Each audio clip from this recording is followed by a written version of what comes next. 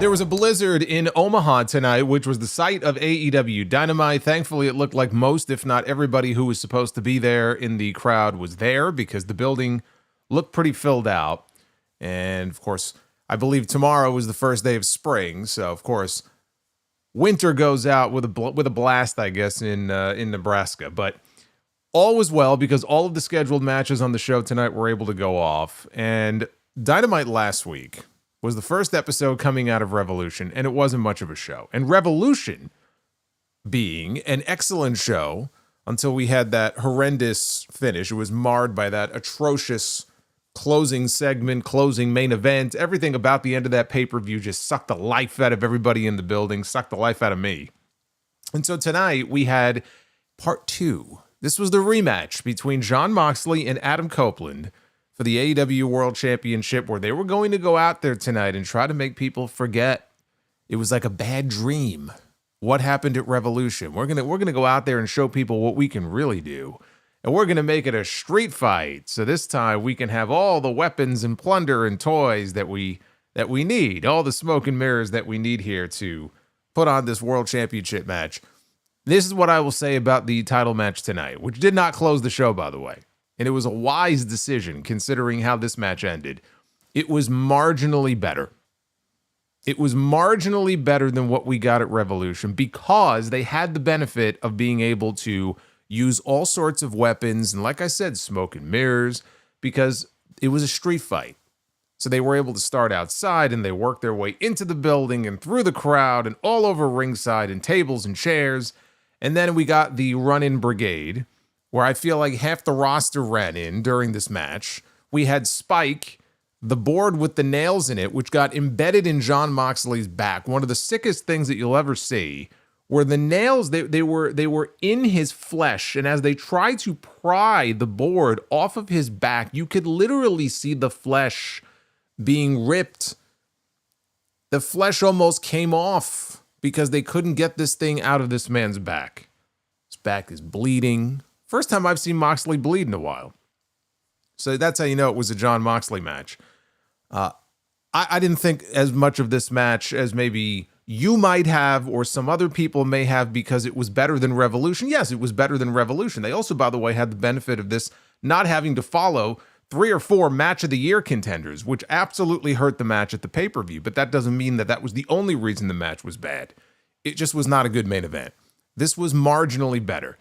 Here's the thing. Here's the key takeaway from this. Jon Moxley is still the AEW World Champion. That's not a surprise. I don't think anybody honestly expected that Moxley was going to lose the title tonight before we got to Dynasty, and he did not. And you know what? That's fine. That's fine. Because now Adam Copeland can move on, and we can focus squarely on Dynasty because the match is now official. It will be Swerve Strickland, we now know, challenging Jon Moxley for the AEW World Championship. That now is the destination, the hope, right? Cope is done. Now the hope is that we can get a title change on that show, which I'm still not convinced we're going to. But hands clasped together, I think I'm hoping, just like a lot of other people are hoping. That's the focus now. This was just like, let's just get this over with. Let's get this out of the way. Let's let, Copeland gets his rematch, and then we're done with it. And my fear coming into this show was that they might do the finish in such a way that sets up a 3-way for Dynasty to keep Copeland in the title picture for a few more weeks. And I'm grateful that didn't happen. It's going to be one-on-one at the pay-per-view, exactly the way that it needs to be. But that's the best compliment that I can pay this match tonight. It was marginally better. Otherwise, I didn't think much of it. Actually, what carried this show, honestly, was everything else. I enjoyed this show. This was a better show than the one that we got last week, no thanks to the title match. But it was everything else that kind of came around the title match that I enjoyed. We had 2 women's matches on this show tonight. We don't usually get 2 women's matches on a Wednesday night. You might get that on Collision, but you don't get 2 women's matches typically on Dynamite. We had 2 women's matches tonight, both of them very good. In fact, one of the women's matches closed the show tonight. Oddly, it was not the title match. There was a championship match and a non-title match. They opted to close the show with the non-title match, but both of them ended up being very good. And as far as the TBS title is concerned, I was wondering last week, all this Billie Starkz stuff, is it possibly leading to Athena being brought up to the AEW roster and appearing on AEW television.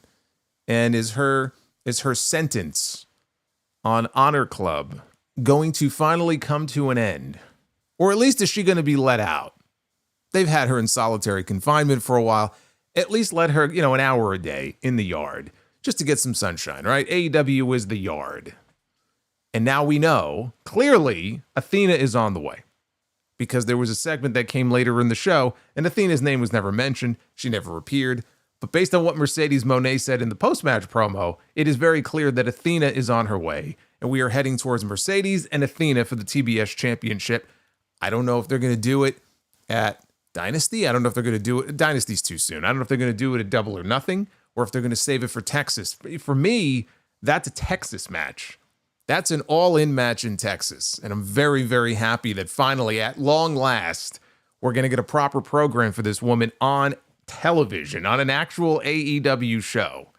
That has me excited. It's long overdue, but I'm glad that we're heading in that direction. We also had an Eliminator tournament final tonight, 4-way match, to crown a number 1 contender for Kenny Omega's International Championship at Dynasty.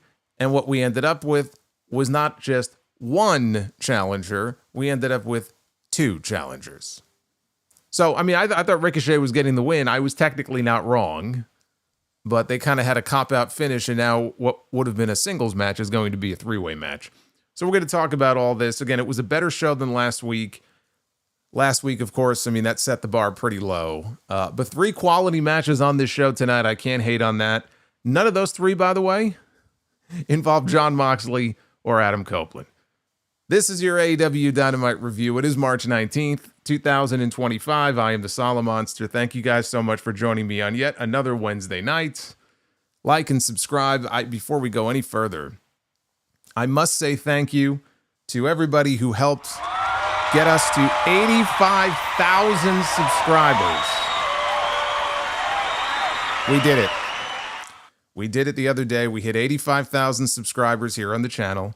So I thank you for that. Now we wait to 90K, man. That's the next big milestone. We're inching up closer, but I can't do it without you. So please go ahead and hit that subscribe button. If you are new here, hit that like button as well. Super chats are open. You will see them popping up on your screen as they come in, and we will read all your messages a little later on. And actually, KD, I'm going to read your message as well later, but I want to thank KD because he dropped a $50 bomb before I went live tonight. So KD, I appreciate that very much. And Dark Effect, man, look at this. Dark Effect is disrespecting KD. I don't like that. You suck. Can't have that. Dark Effect, thank you. We do have a goal going on in the chat, so maybe we'll get a double shot of Be the Booker. But again, we'll see. We got time to get there. We'll see if we hit that goal or not. Now, they opened the show tonight with the International 4-way match. This was an eliminator. The winner of this match would go on to Dynasty to challenge Kenny Omega for the International title. It was Orange Cassidy, Speedball, Mike Bailey. This was his second appearance. He debuted on the show last week. Ricochet and Mark Davis. And the real standouts here in this match were Speedball, as he was last week. His style, it's just he's a much better fit in AEW than he would be in WWE. Like, this really is the place for him to be. So he stood out, but Mark Davis, which is what I was not expecting. Mark Davis was the other standout here in this. He was the kind of the monster of the match, and he played that part well. So Bailey was lighting up Ricochet with kicks until Cassidy came in with his little kicks and his hands in the pockets. Bailey tried a series of kicks. He had his hands behind his back, and he was doling out kicks. Cassidy, though, countered all of them and got pulled outside by Ricochet, tossed into the barricade. Bailey threw a baseball slide Hurricane Rana. Davis was waiting for just the right moment. He cut off a dive. He powerbombed Bailey on the edge of the ring, and then he caught Cassidy, who was diving out, planted him with a back suplex. In the ring, Davis no-sold Bailey's chops. He demolished him with a shot of his own. Cassidy suffered the same fate. Ricochet goes over to the announce desk. Don Callis was on commentary because obviously, he came out with Mark Davis. And so Callis is on commentary, and Ricochet goes over and he grabs the headset and he says, he's not stupid. Unlike Tony Schiavone, who would charge right into the ring. It's about picking your spots. So the match broke down. All three opted to go after Mark Davis. Ricochet wanted to take a breather. It backfired on him. He got fed to Davis, who ended up running down everybody, and that took us into a commercial break. Davis controlled almost the entire break. Ricochet went for vertigo. He missed. That allowed Cassidy to go for a head scissors, but Ricochet countered the spinning DDT attempt into a Northern Lights. So while going for the roll-through, Cassidy countered into a stun dog, and he was holding his right arm, and the announcers were wondering if maybe he tore his bicep. I'm going to assume that was just part of the match, and hopefully he did not tear his bicep. But we got a roundhouse kick at a Falcon Arrow from Mike Bailey to Orange Cassidy. He goes up top, Bailey does, and he goes for a shooting star press, only for a 2 count, though, because Davis reaches in. He pulls Bailey out of the ring, but he gets met by Ricochet, who dives out onto him. Now Ricochet's going up to the top rope. He hits a 450 of his own, or a shooting star. It was a shooting star press. Cassidy kicks out. So now Bailey and Ricochet, they're alone in the ring. And they're throwing some wild kicks at each other until both guys get mowed down by Mark Davis. Then he busts out a one-arm power bomb on Mark Bailey. I'm fusing the two of them together. Put Mark Davis's head on Mike Bailey's body. No, he gives him a one-arm power bomb to Mike Bailey, a pop-up power bomb to Ricochet, and a pendulum pile driver. He spikes Orange Cassidy with it. Now, this looked cool. So basically, you got to picture it. He grabbed Cassidy's legs, and he jerked him up, and he caught him in position for like a Styles Clash. But instead, he gives him a pile driver. He grabs, Bailey grabs for the pin, but Bailey barely breaks up the pin attempt. That was a cool spot, though. So for the finish, Bailey takes Davis down with a backslide in the corner. This is how the finish played out. Okay, he takes down Mark Davis with a backslide, and at the same time that he is doing this, Ricochet, unbeknownst to the referee, Ricochet joins in the pin on Davis, and he's folding his legs forward, but he takes his own legs and he puts his legs on the ropes. Now, Bryce Remsburg is in such a position where he can't see any of this, and he counts the 3. And he realizes that both men were effectively pinning Mark Davis at the same time. Bailey is celebrating. Ricochet is celebrating as if they won. Remsburg looks confused, and he goes over and he says something to Justin Roberts. And Justin Roberts announces that both Mike Bailey and Ricochet have won this match and are therefore number 1 contenders for the International Championship. Boy, April is shaping up to be the month of the triple threat, isn't it? Isn't it? Sure seems that way. Look, this was a really fun match. We'll get to the finish in a second. The match itself, very fun match. The standouts were Mike Bailey and Mark Davis. Davis, of course, was going to lose. It's one of the only reasons he was even in the match in the first place, was so that they had somebody they could reliably beat. Tony Khan does not like beating Orange Cassidy. They didn't want to beat Mike Bailey yet because he just debuted, and they didn't want to beat Ricochet, who's probably losing at the pay-per-view. So the odd man out, Mark Davis. So at least they gave him a chance to shine. This, honestly, since he came back from his injury, this is the best that he has looked. But there was never any doubt that he was going to be the one taking the pinfall here in this match. The way they did the double pin, it was very silly.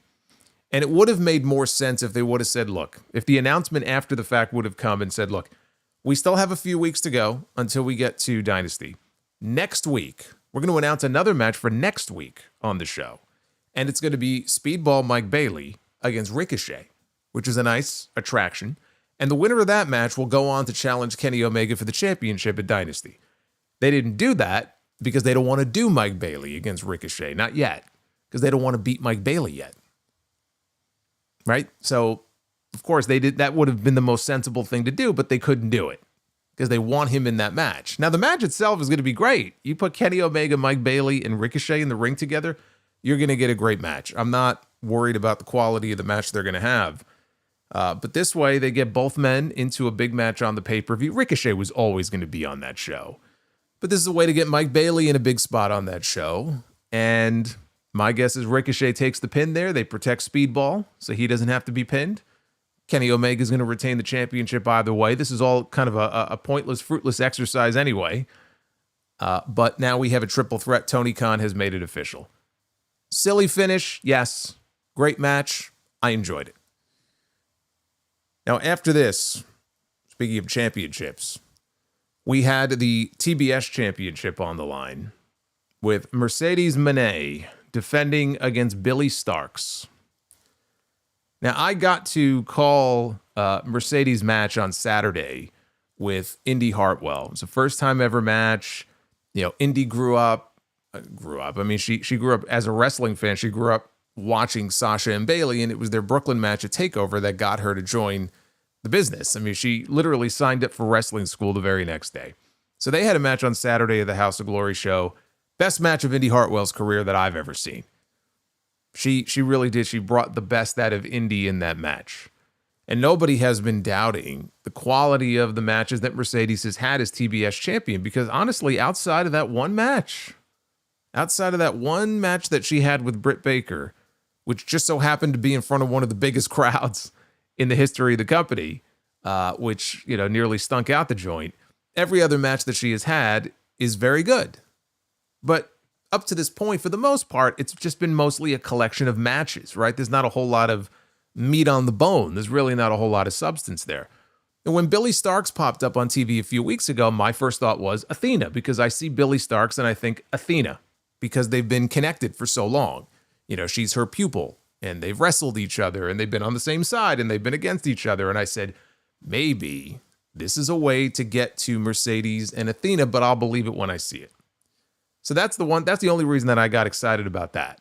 So then they announced the match for TV. I don't know that they made it clear. They may have made it clear last week that it was going to be a title match. I saw earlier today that it was going to be contested for the TBS championship. I expected no title change here. They really were playing up Mercedes' undefeated record coming into this match. She came into this match 16-0, really making it a point to mention that on commentary. She was not losing this match here, but they were putting it over. And Billie offers a handshake at the very beginning of this.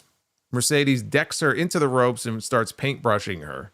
So she was not taking this woman seriously at all.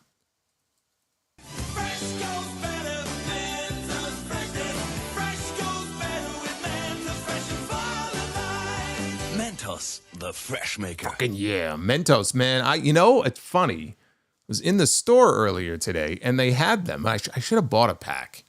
They had Mentos. It was right there at the counter. David Thiering with the $30 Mentos, the fresh maker super chat. That one right there is my new favorite one. I always love that one. Put me in the commercial. We got to bring back those Mentos commercials. You got to put me in the commercial. David, thank you. So after a commercial break, Billie wanted a tombstone. Mercedes fell backwards, effectively reversed it. Looked like she was going to go for her own tombstone. But instead, she gave her like a tombstone lung blower combo for a 2 count. So Excalibur on commentary, he puts over, has anybody ever told me that I'd be the perfect 80s commercial actor? Actually, one person has, yes. Actually, when I was much younger, I would have fit in perfectly in one of those cereal commercials. Like the little kid with the blonde hair eating my Cheerios or something. I have been told that. But see, hey, it's never too late, though. It's 2025 now, but it's never too late. I'm just saying. Excalibur on commentary. He puts over Billie Starkz having a 4.0 GPA in high school at the same time that she was wrestling. So she was wrestling and going to school at the same time. She's only 20 years old now. So he's putting over her GPA. Taz points out that his GPA was 3.9, and Tony Schiavone calls him GPA Jones over here, which got a great cackle out of everybody on commentary and cracked all of them up. So Monet wanted the 3 amigos. Billie countered the last amigo into a neck breaker across the knee. Crowd was loudly and solidly behind Billie Starkz here, which was good because she hasn't been back on TV for very long. I mean, look, I know she's wrestled previously in AEW.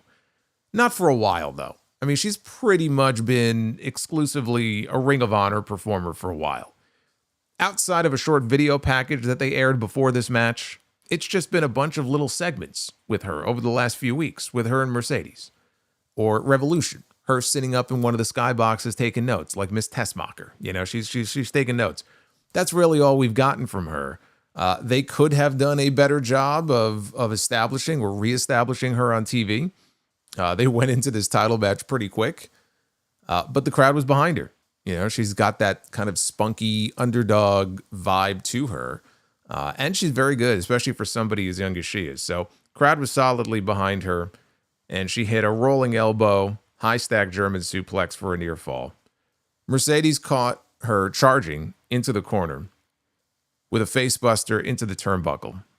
Starkz avoided the Mone maker, hit a pump knee and a spin kick. Mercedes answered with a discus lariat. Both women were down. So both women trade near falls until Billie gets a shotgun drop kick, and then she tries for her Sugoi driver, which is a very scary move. And it would be a scary move, honestly, if anybody hit it. She's 20 years old. She's not the biggest woman. She's a girl, okay, and not a big one. And to see her hitting a Sugoi driver is very scary. It looked like she almost broke this woman's fucking neck. Like, I know it's her move and all that, and I'm not a fan.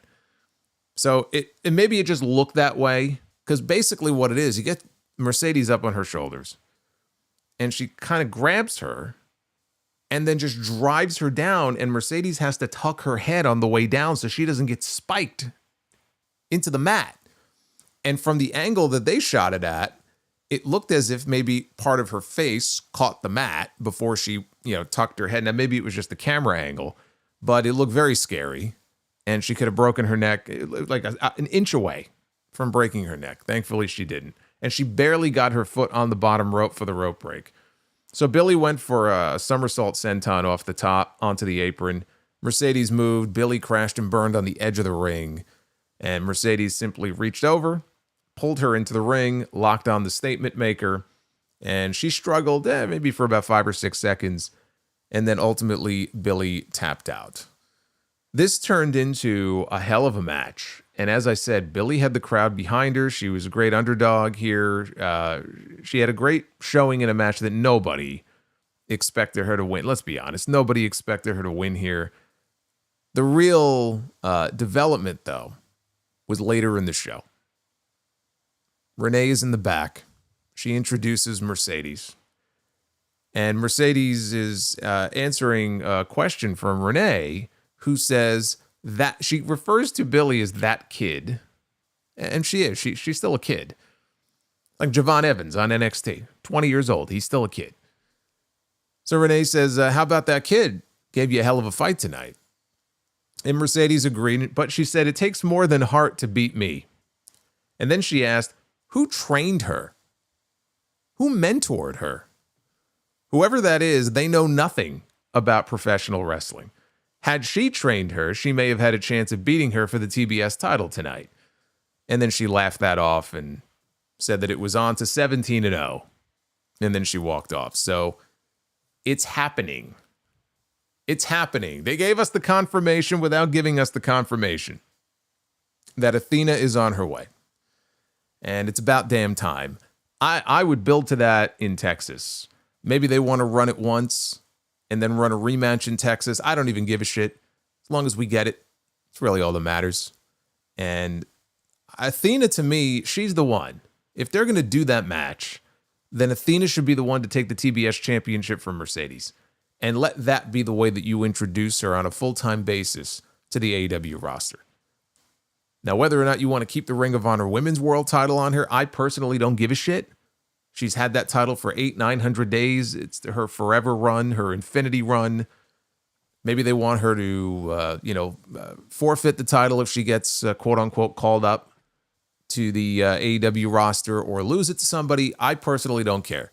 But this is a woman who has been effectively hidden away from the larger audience for far too long. And she's very good. And she will give that division just a great talent and a great shot in the arm. And they have a lot of talent in the division as it is. But you add Athena to the mix, and then Athena can work with Mercedes, and Athena can work with Statlander, and Athena can work with Megan Bayne, and she could work with Toni Storm and Mariah May. All these people that she could work with. That's what I want to see. So we got our first real hint that she is in fact on her way in. We just don't know when. But now at least we have a direction for her. I am the Shut the fuck up.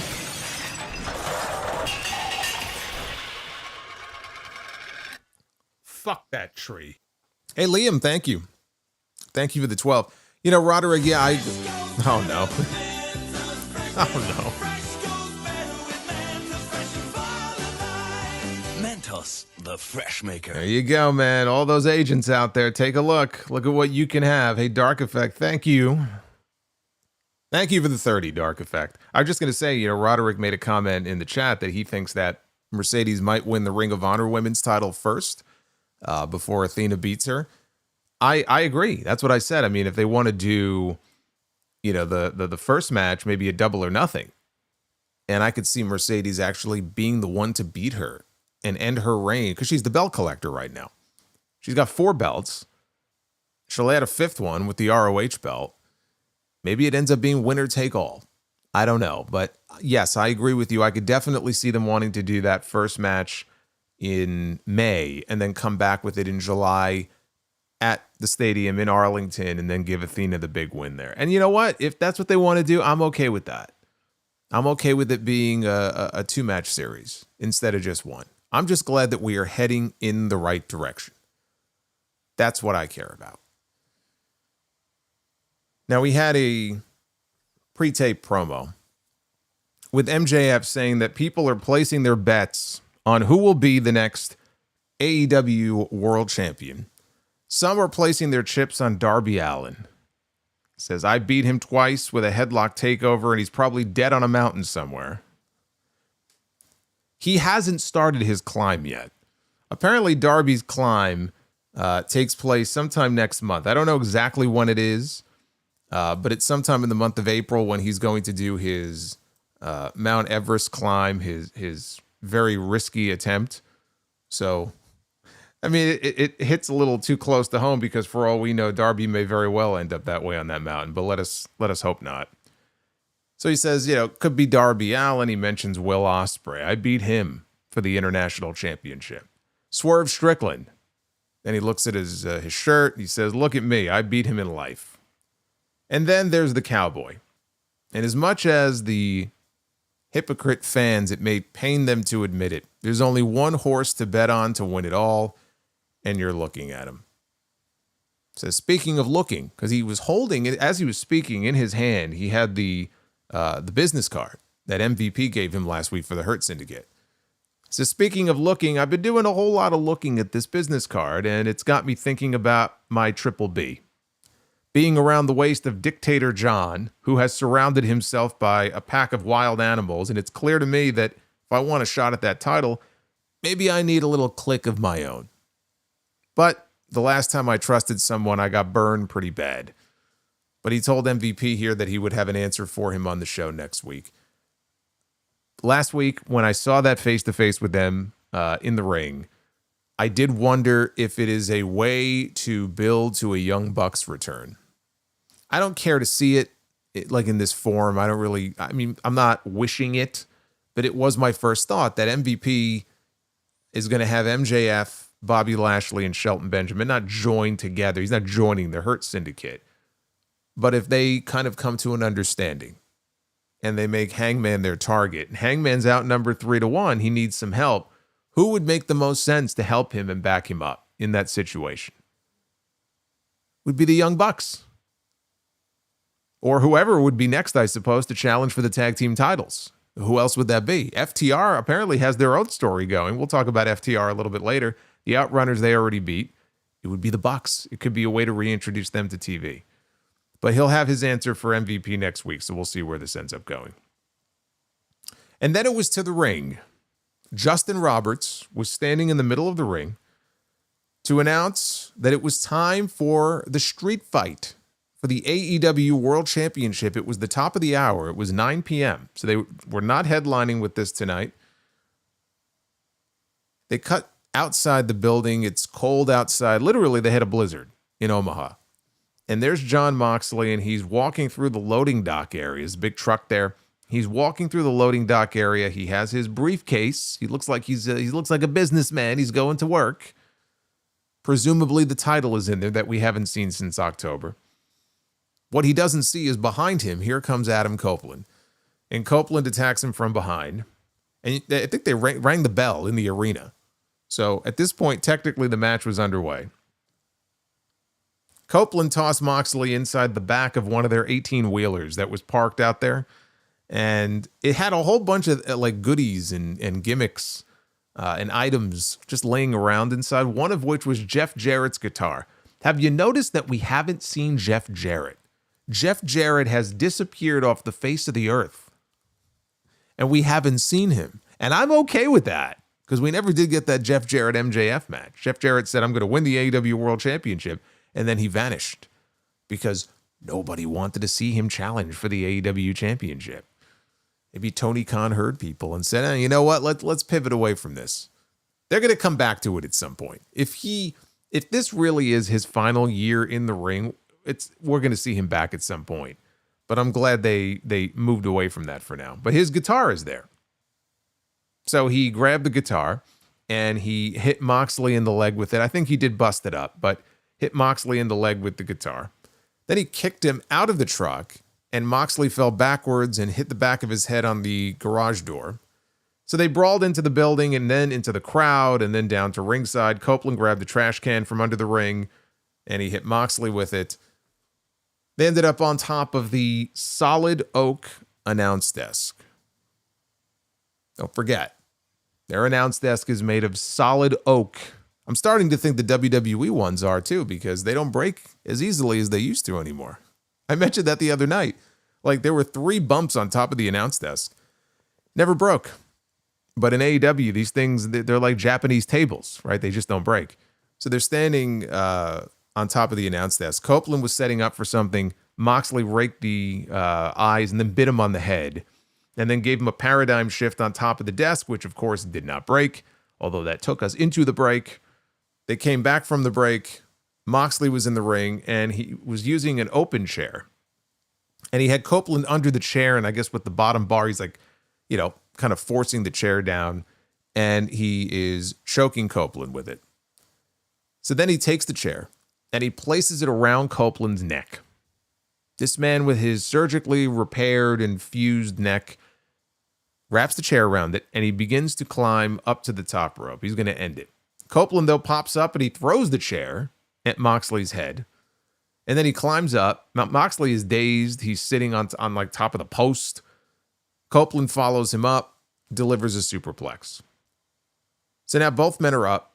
We got the yay, boo, strike exchange. We get a trio of clotheslines by Copeland and then a flapjack. Copeland now rolls out of the ring. And he goes under the ring and he pulls out his good personal friend, Spike. Which is the let's be honest, it's Janice, okay? If you watch TNA back in the day, it's not Spike. It's Janice. It's the board with the nails in it. And he brings it into the ring with him. As he gets inside, though, Moxley drops him with a cutter. And so Spike went flying. Now Moxley goes outside, and he pulls out a table.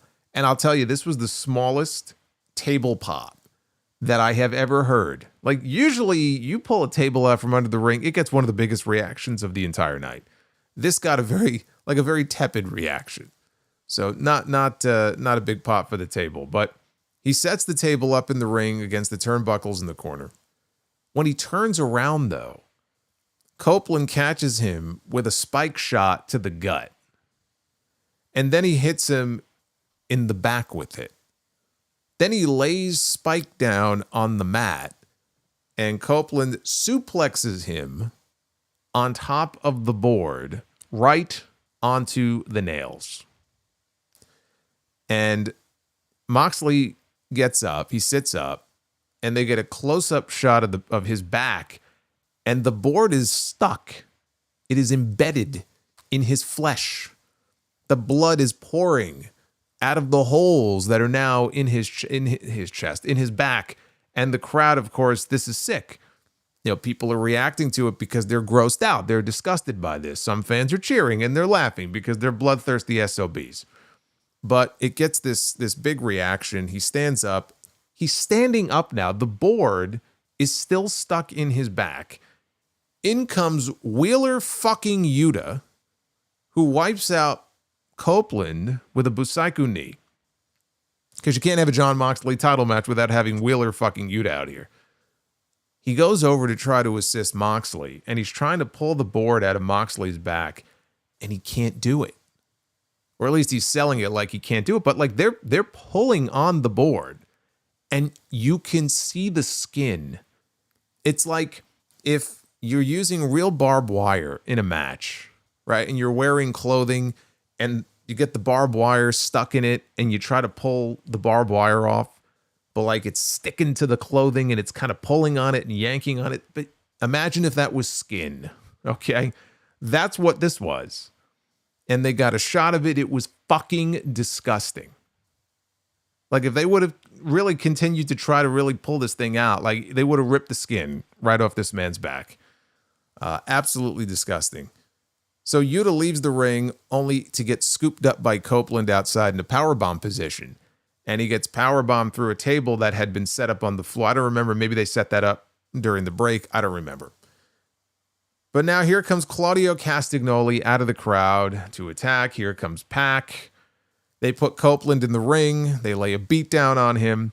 They got Copeland down face first on a chair in the ring, and they were getting ready for a concerto when FTR comes running out. Cash Wheeler wipes out Claudio on the floor with a dive through the ropes. Looked like he nearly smashed his own face on the edge of the desk. In the ring, Dax Harwood gave Pac a DDT and a pile driver to Jon Moxley. He clotheslines Pac out of the ring. Both men go tumbling out. So now the only men left in the ring, other than the referee, are Jon Moxley and Adam Copeland. He lines up Moxley for a spear through the table in the corner, which does break, but it was a very weak-looking spear. Copeland drags him to the center of the ring. He covers him. Here comes Marina Shafir. Okay, so we've already had Yuta. We've had Claudio. We've had Pac. Now we have Marina Shafir. We had FTR run out. Marina Shafir breaks up the pin. Now here comes Willow Nightingale. She runs down to the ring, and she wipes out Shafir with a clothesline. Then she wipes her out with a cannonball off the apron to the floor. Here comes Kip Sabian. We weren't done yet with all the run-ins. Here comes Kip Sabian. He runs into the ring. Copeland spears him. Here comes Nick Wayne. Sure, why not? Nick Wayne comes into the ring, who apparently, I guess, is back on good terms with Christian Cage, because the last time we saw him on this show, remember him and Christian, there was some tension there. They got up in each other's face. Because he said, you fucked up last time when you tried to cash in at Revolution and you didn't win. He comes running into the ring, and he springs off the middle rope, and he drops Copeland with Wayne's World. He drops him with his Wayne's World cutter. Moxley then slow crawls over to Copeland. He shoots the half, covers him. Copeland kicks out at 2. But then he cinches in the Bulldog choke, and it didn't take very long. Referee's checking on Copeland. Copeland begins to fade very fast, and the referee calls for the bell. It was the exact finish here that they did a Grand Slam. This is exactly the same way that he put Copeland down with the Bulldog choke, and it was a ref stoppage, and that's exactly how this match ended, and that means that Jon Moxley once again retains the AEW World Championship. Now, when the match was over, Wheeler and Willow, they're tending to Cope, who's sitting on the mat. He looks up, and he reaches up for Dax's hand. And Dax Harwood, not only does he not help him up or shake the man's hand, he leaves. He walks away, like disgusted. So Cash Wheeler goes over to find out, what his partner, what's going on here. And Harwood shoves his partner away. And he walks to the back. Wheeler helps Cope up, hugs him. So this wasn't like a heel turn where they're both, this was a Dax Harwood thing. He was all up in his feelings tonight. So then Cash Wheeler goes to the back to go find out what the hell's going on with his partner. Willow, she gives the ring to Cope. She leaves, and the fans gave him a respectful ovation as Excalibur questioned if this was Cope's last bite at the apple. Oh, I hope so. It better be. At least they had enough sense not to close the show with this. And under any other circumstance, I would say, man, this is fucking weird. You should be closing the show. You have a rare world championship defense on TV. You got to close the show with it. Rematch from the pay-per-view. It's a street fight. Why is this going on at the top of the hour? This is why. You can't end this show tonight like this because it's Revolution all over again. That was a terrible way to end an otherwise excellent pay-per-view. And there was nothing creative or clever about this finish. This was basically Revolution, but with weapons. So they were able to be a little more creative with the way they punished each other, but the finish was effectively the same. And it was just like, okay, your usual Jon Moxley Death Riders win. Everybody runs in, lots of bullshit, and then Moxley finds a way to win. You can't close the show like that. It had to go on earlier. It had to go on like it did in the middle of the show here. So thankfully, they had enough sense not to close the show with this. The best compliment I can pay it, marginally better than what they did at Revolution. They had the benefit this time of not having to follow Will Ospreay and Kyle Fletcher, of having to follow Tony Storm and Mariah May, of having to follow Kenny Omega and Konosuke Takeshita, of having to follow Swerve Strickland and Ricochet, of having to follow MJF and Hangman Page. There were a lot of great matches on that show. And then to get what we got, you could see that's a big part of why I think people were like, man, what a wet fart to end that pay-per-view with. Now, there were some good matches on this show too, but nothing on that level. So they benefited from not having to follow that and having, you know, some of the extras that they didn't have access to because the first time it wasn't a street fight. So it was, I mean, kind of lazy because, all right, well, we're just going to do the usual street fight we see all the fucking time, every single week. We have some variation of this on Dynamite, on Collision, on Raw. All of this shit is played out. It's all played out in every company. Chairs, tables, ladders, blood, boards with nails in them, barbed wire.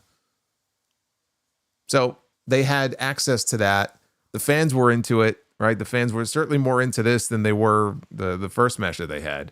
So they had that going for them. I mean, the nails in the back, I mean, that was just sick. I know it got a rise out of the crowd. I don't really care for shit like that. It was, I mean, it's Moxley. I'm not shocked that he would do something like that. He probably gets off on it. But then it was run-ins galore. It was one right after the other. It was Yuta, and it was Claudio, and it was Pac, and it was Marina, and it was FTR. Kip fucking Sabian is running out there. Nick Wayne is running out there. You know what this felt like? This was the Royal Rumble when The Undertaker wrestled Yokozuna in the casket match. And they sent half the roster out there to just beat down The Undertaker and make sure that he just could not win the title. Everybody ran out there. Bam Bam Bigelow ran out there. Crush ran. Oh, who was it? Tenru was there, I think. Kabuki, the great Kabuki was out. I'm like, what the fuck is going on here? Like half the roster was out there. That's kind of what this reminded me of. And as far as Copeland, this is probably as clean of a job as you are going to see him do.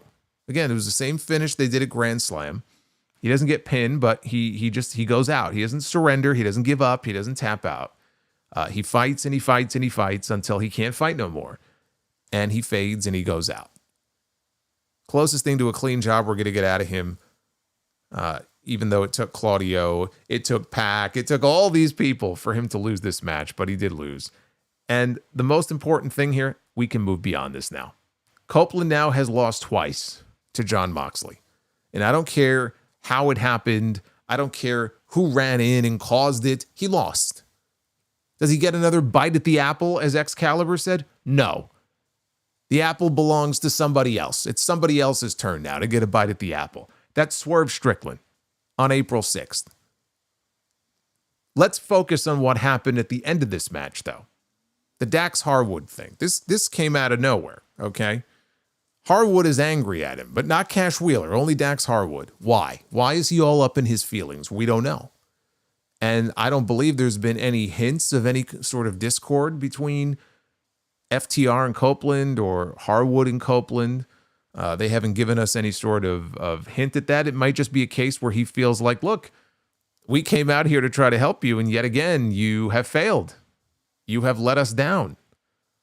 Although, again, if you're really a friend of his, you would recognize that half the roster ran out to cause this man to lose. I wouldn't exactly hold that over his head. But we're going to have to now wait for the explanation of why. And they may give that to us on Collision. They may wait until next week. The television show, right? I'm willing to wait and see what is the explanation here. Because it is intriguing. Look, FTR, they've been on the back burner for months. Months. What has FTR been doing? Right? Not a whole lot of anything significant. So now they're actually taking time to develop some kind of a story around them, which is good. And we'll see where it goes. Well, is this the beginning of a slow FTR heel turn? Cash Wheeler was not on the same page with his partner. It doesn't mean that it's not going to end up that way. Here's how I look at this. This, I think, could be the setup, the slow burn to an eventual match that they're building to. FTR against Copeland and Christian. Now, how you get Copeland and Christian after what we've seen in the last 2 weeks back on the same page, that, I don't know. There's going to be some heavy lifting there after what we've seen. That's the second time now that Christian or his crew has cost Copeland the world championship. He's not going to be very forgiving. We may get another Copeland-Christian match before we get the two of them back on the same page. But that's what this felt like. This is the beginning of the build to possibly Texas, Copeland and Christian reunited against FTR. Because you know Copeland wants that match. FTR, they're his boys, right? They're all best friends. They all want to work together. When Copeland came back to AEW, one of the things he said he wanted to do was team with Christian again at some point. It all makes too much sense. Texas, it's a big show. You're going to need some attractions on that show. He's not going to be challenging for the world championship. Cope and Christian against FTR. The build to that match began in earnest tonight here on the show. But now we can move beyond this and go to Moxley and Swerve at the pay-per-view.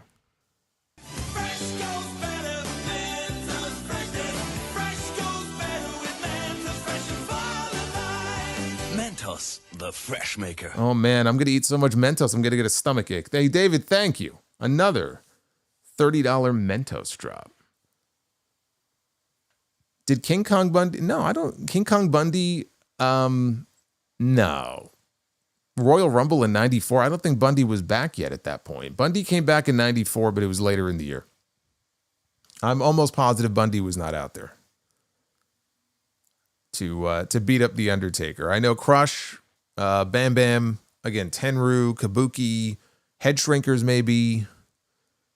Oh, God, who else was out there? Not this guy. I know he wasn't there. You suck. I don't know. Somebody will look it up. There were a few other people out there. So Bandito, he was interviewed by Renee in the back. Bandito said that he will never forgive Chris Jericho for making his mother cry. Bandito challenged Jericho to show up on Sunday's Collision. Yes, Sunday's Collision. It's the Slam Dunk Sunday Collision. They're being moved around again. So he's going to challenge him to show up on Collision to give back his brother's mask. This is all stemming from the angle they did at Revolution on the pre-show with Gravity. Gravity is his younger brother. Gravity was going to wrestle Chris Jericho. I don't think that would have been a very good match at all. Thankfully, we were spared. And they did an angle that honestly was a good heat-getting angle, where he beat the man up in front of his family. His brother comes running out, Bandito, to try to save him. He got beaten down. The mom is all upset. The sister is there, right? It's a good angle. It's a good angle to get heat. So he is wanting his brother's mask back. This is all leading to another championship match at some point between Bandito and Jericho. Are they doing Super Card of Honor in a few weeks? Probably, right? I haven't paid attention to what the date is on that, but how does this not end with Bandito being the one to take that title from Jericho? Bandito is awesome. Bandito is going to have to take that Ring of Honor World Championship from Jericho. The only fear that I have, it's like a catch-22, because he has the Ring of Honor World title still, and it's like, all right, there are other people who are probably better suited to be in that spot, but if he loses the title, that probably means we get more Jericho on Dynamite. And I don't want that. So I'm torn. I don't know. Maybe they could find a way to keep the title on him for another year or 2 or 4, maybe. I'm sure Bandito's going to win. We had footage of the learning tree. Well, actually, we had footage of the learning tree before this, not after it. But anyway, after Bandito throws that challenge out there because he can't forgive Jericho for doing what he did to his family, who comes strutting in? Johnny TV. Comes strutting in and he says, who cares? Bandito is not ratings. Wrestling Johnny on Slam Dunk Sunday, that would do more ratings than the Super Bowl. And Bandito accepts. It's too bad that AEW doesn't have drug testing. Because if they would have drug tested this man after making this comment, he would be on suspension right now. So we had Will Ospreay against AR Fox. We almost never see AR Fox on Dynamite. In fact, the last time we saw him on Dynamite was in January. He had back-to-back matches, 2 weeks in a row, against Ricochet and Swerve Strickland, and he lost them both. And when you see AR Fox on this show, you can bet your ass that he's there to lose. So he's a great wrestler, and they had a good little match here, but it's basically, this was like a warm-up match for Will Ospreay. Again, you see AR Fox, it's like, you know exactly what we're doing here. He's a body in the ring to put somebody else. So I don't care how good he is. That's his role. There's no drama to it. There's no real excitement to it. And they stuck the commercial break right in the middle of this, so we didn't even get to see all that much of this match. Coming out of a break, Ospreay hit a standing Spanish fly for a near fall. The hook kick caught Fox, who then ducked a hidden blade. He had a short cutter and a haluva kick. Ospreay managed to get a cheeky Nando's kick. Took too long, though, on the follow-up. Allowed him to answer with the low main pain. But then he missed the 450. Ospreay clobbered him with the hidden blade, and he picked up the win. When the match was over, he checked on Fox, pointed at him, little show of respect. And then Ospreay, he's leaning on the ropes, and they shot this in a way where right behind him are 2 banners, one for Dynasty on April 6th, and then one for All In Texas on July 12th. And he looks up at the All In Texas banner. Of course, last week he made it very clear that he wants to win the Owen, and he wants the main event in Texas to challenge for the AEW World Championship. So that's his objective now. That's his goal. The match itself was fine. It was just filler for Ospreay right now until we get to the Owen, which they keep talking about the Owen. And like the very next segment, again, more on the Owen. They still haven't told us when the Owen Hart tournament is even beginning. Now, normally where All In takes place is in August. This year it's in July. It would be the month before. So I assume that the Owen is going to kick off late May, early June. Even if it was in May, we're still 2 months away, if not 3 months away. We still have time until they tell us otherwise, because maybe they're going to bump it up. But until they tell us otherwise, we have a couple of months. What is Ospreay going to do in the meantime? Is he going to go out there every week and wrestle people like AR Fox? Is this what we're going to do here? I'm waiting to see what the direction for him, other than just I want to be world champion. That's great. But again, you're talking about a tournament that still may be a ways off. So I'm not quite sure if they are going to have some plan for him in the interim or not until they tell us when the tournament is actually kicking off. Speaking of which, they put a graphic up making it official that the AEW World Championship match at Dynasty will be Swerve Strickland challenging Jon Moxley. And Renee tells us that it is official for the pay-per-view. She welcomes in her guest, Hangman Adam Page. I have to say, he cut his hair short. I don't know why. I guess he just wanted to. And I look at him in this segment here as he's standing there, and his haircut now, it's as bad as when Shawn Michaels cut his hair, not knowing they were going to call him back for the Elimination Chamber in 2002. So he cut his hair like really short. And he showed up. I think it was the Elimination Chamber. And it's like, it just doesn't work. It just doesn't. Although I'll take that Shawn Michaels and that haircut over Saudi Arabia in 2018 with no hair. I mean, I'll take that. But it doesn't work. Like, the cowboy, he's got to have the longer hair. I don't know. He looks like, who's he remind me of? He looks like a little orphan Annie. Anyway, so he's being interviewed by Renee. She asks, what are your thoughts on Swerve getting a world title match against Jon Moxley? And he said he would never let Swerve win the AEW world title. Remember when he said that? He said that before. I will never allow him to again become the AEW world champion. That's a promise that I made. And I am nothing if not a man of my word. But after what I've gone through with MJF, I realized that my focus needs to be on myself and not other people. What has he been through, by the way, with MJF? He beat him. He won. I mean, he makes it sound like he went to Revolution and he lost and he was embarrassed, and you won, dude.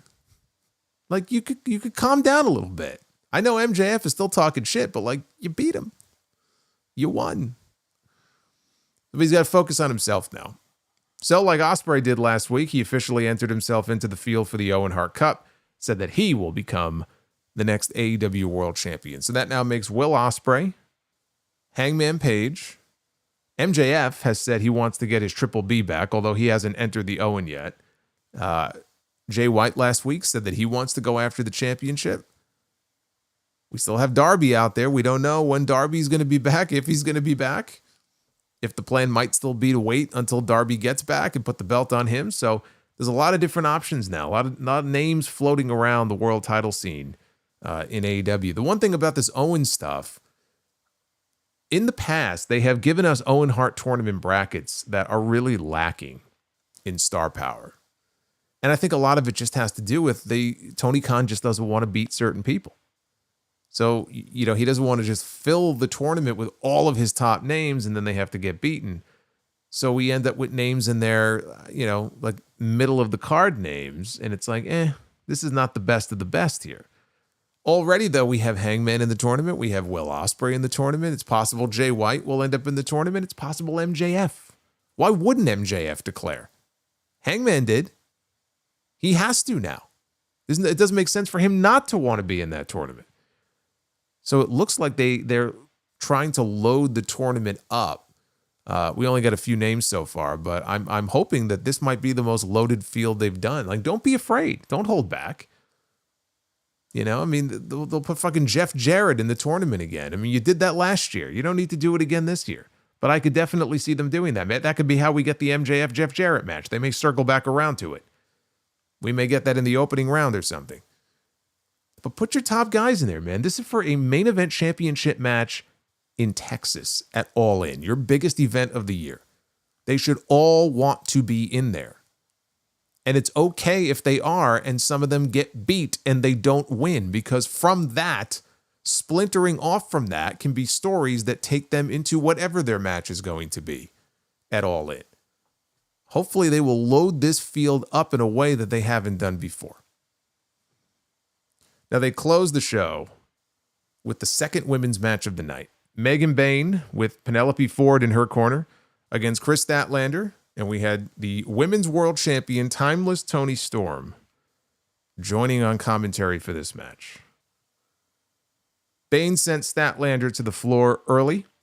Statlander, though, battled back with a moonsault off the apron and a shotgun drop kick back inside. Storm said that on commentary. She said I am the learning. She did not say Shut that. the fuck up. She did not say that she is the learning tree.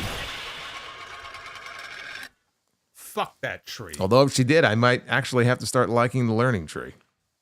Have the best moveset. Thank you, Nick. And Tuxedo. Tony said that the thighs on these women are made for crushing watermelons. As Penelope Ford was running distraction on the apron, Statlander got hit with a back suplex from the apron into the ring. That took us into the final break. After the break, Bayne caught Statlander with a running Liger bomb out of the corner, and then she tried for the F5. Statlander, though, landed on her feet, took her out.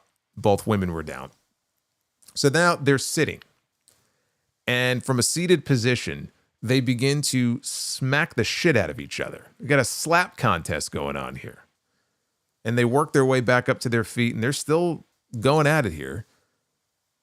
Statlander, after this, got tripped up by Penelope Ford. Aubrey Edwards sees this, and she ejects forward to a big pop. Toni Storm said, "So long, sugar tits." Bayne went for a pump kick. Statlander, though, caught her and picked her up for a power bomb and then hit a Michinoku driver for 2.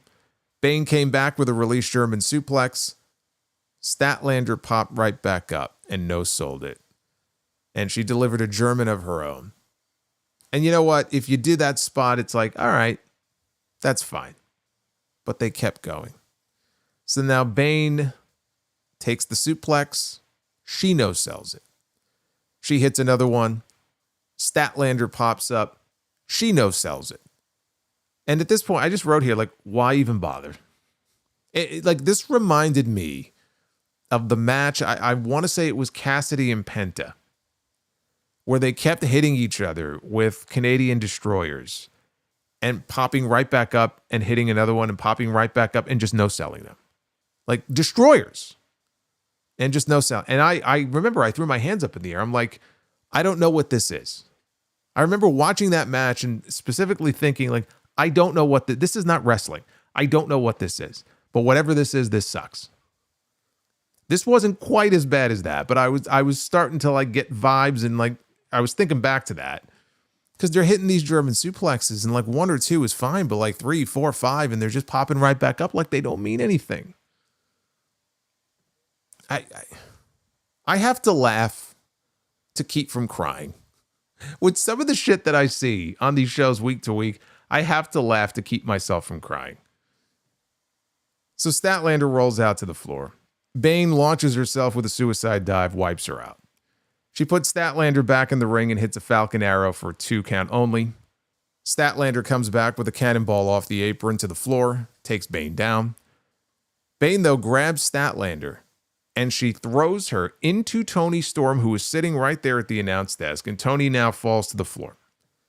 Bayne then gets a hold of Statlander and delivers an F5 on the floor. She throws Kris back into the ring. She delivers a second F5. And then Bayne pinned her to remain undefeated thus far in her run here in AEW. Toni Storm now stands up on top of the announce desk, and she begins to tape her fist. And she climbs down, and she gets in the ring, and we got a hockey fight that broke out between these two women. And Bayne is going after her. She's going after Bayne. Security descends upon the ring to get in between these two women. We get the pull-apart brawl, which again is another staple of all wrestling show. Every week we have pull-apart brawls. As pull-apart brawls go, this one was good in that, I mean, everybody in the crowd was going nuts for this. And so the fans are chanting, "Let them fight." Toni breaks free, clotheslines her out of the ring, and she lands on her feet like the fucking Undertaker. Megan Bayne lands on her feet, and now she's pacing back and forth outside. Crowd is chanting for Toni Storm. She takes the microphone because she came off like a huge star here. And Toni takes the microphone and she says, "My God, you're a big bitch. I've always said the bigger they are, the harder they come. So it's about time that you and I got tantric. You keep looking at my title, but you don't have much to say, so I'm going to make this easy for you. You and I shall have a date at Dynasty.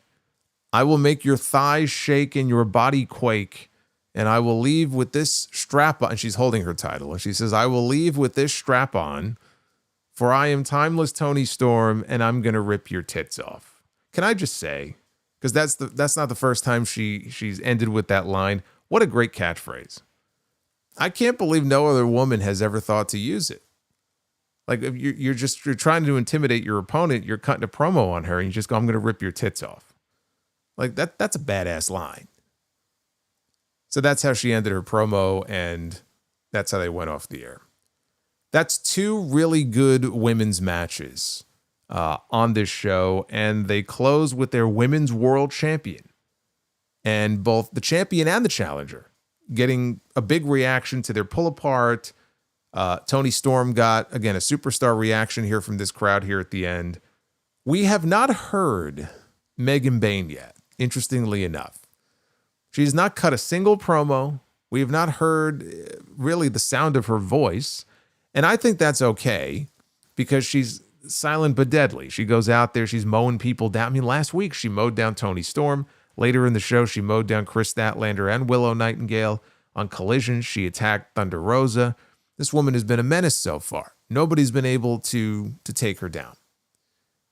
And it worked for Chyna for a while. Chyna didn't speak. She just stood there and looked intimidating and beat up the women, beat up the men. But eventually, she started speaking and she started cutting promos, and Megan will too. The only thing that surprises me is they haven't even had Penelope Ford do any of the talking for her, unless I missed something on Collision. I don't think she's really been doing any talking for Megan either. But eventually we'll have to hear her cut a promo and we'll see how that goes.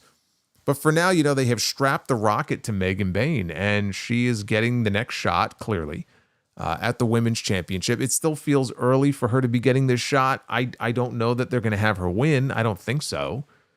So it feels early for them to be doing this.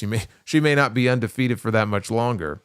But I think they've done a commendable job of getting her ready for that spot as far as portraying her as this unstoppable force. And she's laying people out. She's racking up wins. She's undefeated. She looks like a star. They've done everything right with her so far. Is this the right move, though, to transition her into a title match this soon? If she wins, yes. If she loses, maybe not. Because I'd like to see her go undefeated for a little while longer. Dynasty's what, 2 weeks away? 2.5 weeks away? Still feels a little too soon for this, but it was a great angle to close the show. Again, I enjoyed the show much more than last week. Had a really good 4-way to open the show. That was a great way to open. 2 really good women's matches and a world championship match that, if nothing else, at least ended Adam Copeland's quest for now for the world championship. And they set up some kind of a story coming out of it with him and Dax, with him and FTR, who, again, have not been featured in anything significant now for a while. And I do think the end goal here is to get to Copeland and Christian against FTR. What we saw tonight, I think, was the beginning of that. A definite improvement over last week. Last week's show was not good. This one, though, I thought was. I enjoyed this. Let's take a look at the Twitter poll. What did you think of Dynamite here for March 19th? 31% thumbs up score. We've got 19.3% thumbs in the middle. And just shy, as you can see here, just shy of 50% thumbs down for tonight's show.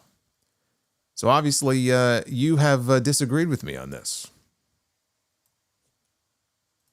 I enjoyed the show, but obviously the masses feel otherwise. But you can go vote at Solomonster on X is the place where you can go and do so.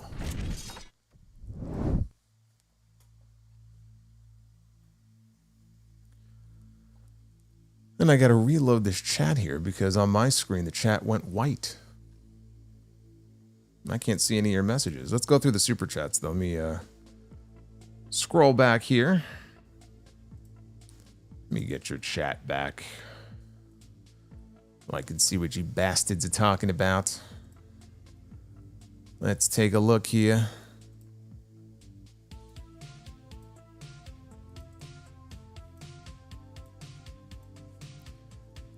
Look at this. Funky Weapon is here. He says, Cope sucks. This match sucked. He's getting right to the point. Cope sucks, he says. This match sucked. There we go. There you guys are. Now let's go back to the early messages that came in that you will not see on your screen here. Brother Fluff Salisbury, starting us off with a 5, says, this has absolutely nothing to do with Dynamite.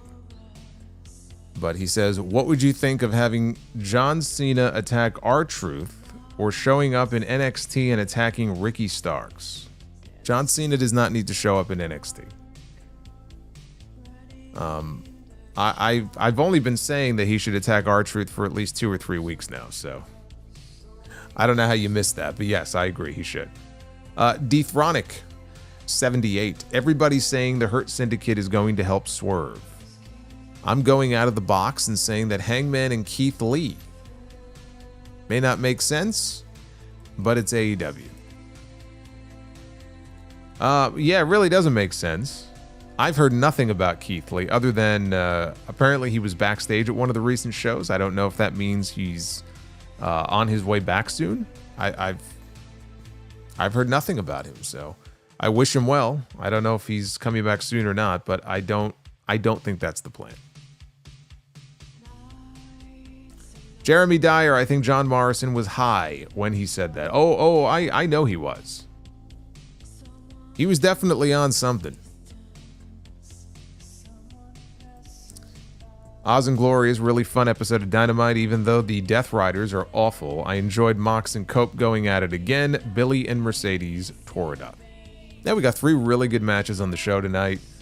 The 2 women's matches in the 4-way. And our first real sign that we are, in fact, building towards Mercedes and Athena, which I think is great. And it's great to have a real direction now for Mercedes. You know, they could take their time building to it, but before it was just a collection of matches. She had the thing with Harley Cameron, but I mean, no real, like, good stories for her. This thing with Athena could be something special if they build it up right. KD. I mentioned KD earlier. Came in with a 50 bomb right before I went live. Maybe I'm being overly picky, but I'm not liking Toni Storm using her bisexuality as a gimmick to promote challengers. It smacks of insincerity because now she's saying all these provocative things when she didn't before, just to get an audience pop. First of all, I had no idea that she was bisexual. I mean, is that something that she's talked about? I don't know what her sexuality is. I don't really give a shit. So I don't know if that's even true. I mean, if that's how you feel, I can't tell you how to feel, but I don't look at it that way. It's to me, it's part of the gimmick. The gimmick is very over the top. She, you know, when she does commentary, as she did tonight, she tries to be very humorous. I look at it as just part of the timeless Toni Storm thing. I don't think it's something where, well, she wasn't using it before. Why is she using it now? Because a lot of what she's doing with timeless Toni Storm and the gimmick, it's tongue-in-cheek and it's humorous, and she thinks it's funny. So it doesn't bother. I mean, it might bother you. It doesn't bother me, because I look at it a different way. But is she? Sincerely, I had no idea if that's the case. It's the first I'm hearing of this.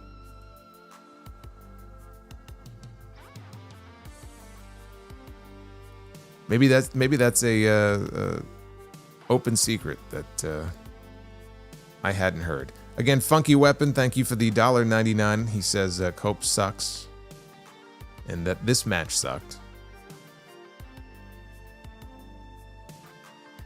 David, yes, Toni Storm is with Juice Robinson, but I don't know. Maybe she plays for both teams. She did state it? Okay. It's possible that she said it in an interview a long time ago, and I must have missed that. Joseph Stewart, did you know Hulk Hogan almost played Mr. Freeze in Batman and Robin? Sure. And he almost played for Metallica as well.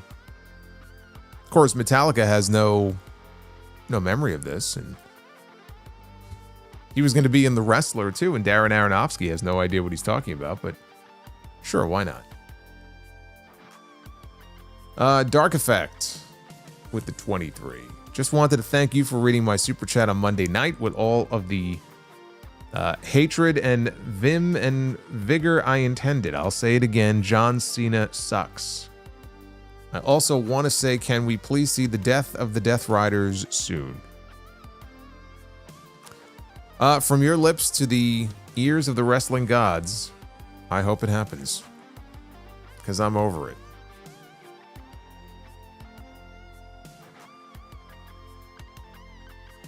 Brian from Southside Queens says June of 2021 she came out as bi. Okay, well, there's your answer. There you go. Remember Triple H, the King of the Ring, back in '98 when he was sitting in on commentary for that Rock and Ken Shamrock match. He says, what was the exact comment he got? He goes, I'm by a lot of things. And then he's like, wait, did I just say that? And Triple H is like, I think you did, pal. Mr. Rod, can we please hurry up and get the belt off Moxley? Because if Swerve doesn't win, then what the fuck are we doing? If Swerve doesn't win, what we're doing is waiting until Texas, unfortunately. That's what we're doing. And I sincerely hope that that is not the case. Joseph says, do you remember when Shawn Michaels used to do the Heartbreak Hotel on Raw and Superstar? Of course I did. I love that. I love the Heartbreak Hotel sign, the little couch, little heart-shaped couch. Diesel used to stand there off to the side. David Thiering with the 30. Last week I sent through a Mentos the Freshmaker super chat, and it didn't do much to elevate the mood after a terrible Dynamite. Understandably so. Let's do take 2, shall we? Congrats on 85,000 subscribers, brother. Thank you, David. We are on our way. Yeah, I mean, again, a much better show tonight. I enjoyed the show much more than I did last week. So I didn't need that much cheering up tonight, thankfully.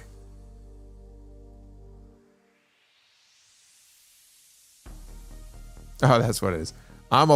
Triple H said, I'm a lot of buy things, but lingual's not one of them. And then there was like this 5-second pause. Like, did I just say that? He goes, yeah, I think you did, pal.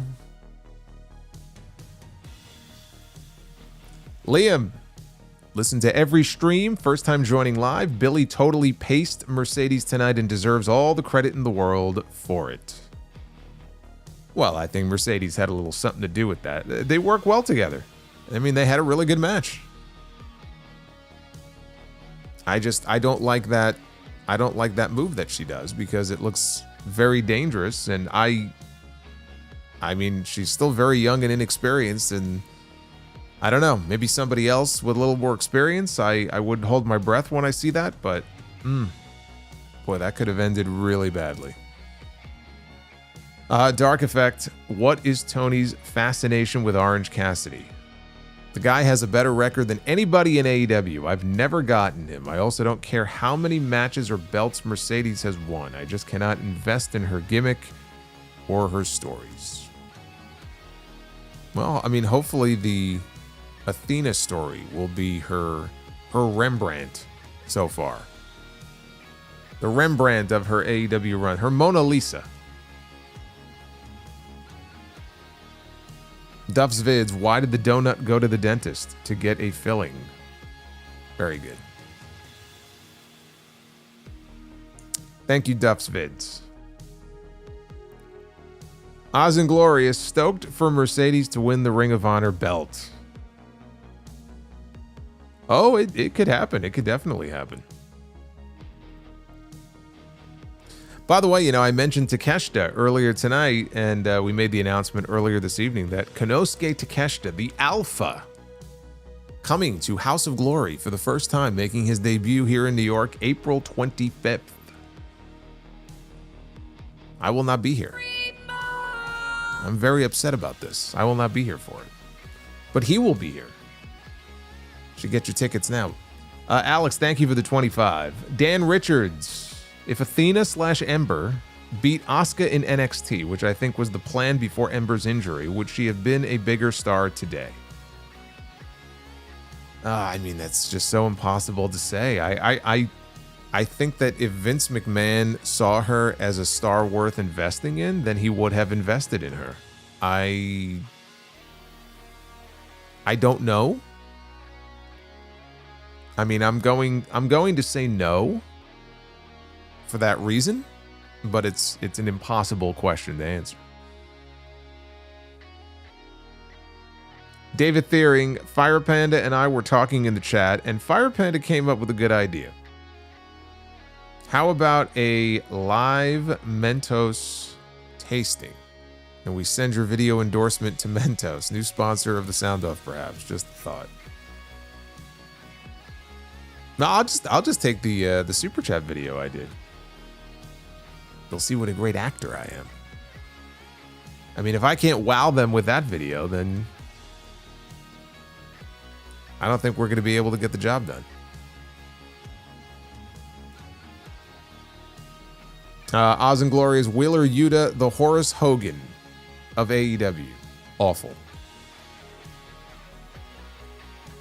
Duff's Vids, dogs can't operate MRI machines, but cats can. Oh my goodness. Jeez Louise.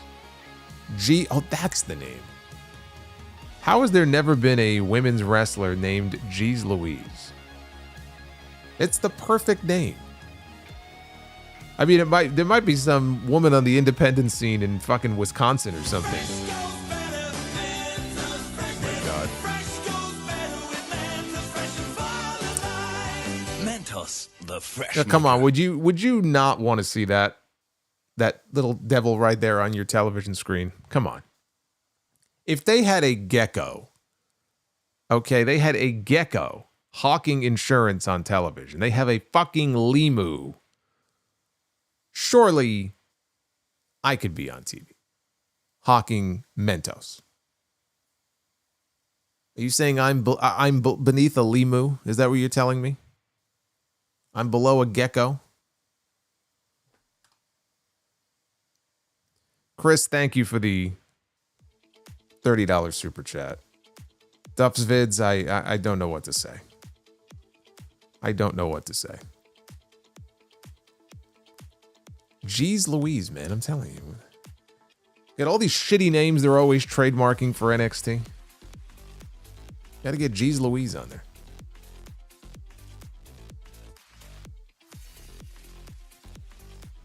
What's a emu? The Limu emu. You know what I'm talking about. We've got Shikamaru, 1218. Poor Lance Anoa'i. I don't think he's gonna. Poor Lance Anoa'i. I don't think he's gonna make it. Yeah, I don't think he's gonna make it either, man. I hear they're gonna pull the plug. Poor guy. It's a little play off something we were talking about last night on Tuesday Night Titans. I don't know where these reports come from. Probably Meltzer. Dark Effect. Moxley is the epitome of garbage deathmatch wrestler. Blood spots like that on television are a good way to piss regular fans off. I'm all for blood in a match, but it has to make sense. Just get the belt off of him and move on. That's all he knows. This is why he left WWE. This is the kind of shit he wanted to do. This is what makes him happy. This is what gets him off. It's the shock value of it. KD with the 20. Do they do a turnaround this WrestleMania and Steve Austin shows up and stuns Cody and Cena beats Cody? I can see that and would love it. Yeah, but what purpose would that serve? I don't see the point in it. Austin shows up and stuns Cody, but why? He's not going to be there after that. So, in potentially his last appearance, he's going to show up and stun their top babyface. I would like to think that even Austin would go, this is shitty creative. I'm not doing this. I don't see the purpose. I don't see the benefit. If he's going to show up, let him stun The Rock. Or Cena. But honestly, let him stun The Rock. Or not even factor into the main event if that's the case. And just let him make an appearance elsewhere on the show. Let him stun Austin Theory again. Everybody else makes Austin Theory look like a fucking loser, so why not?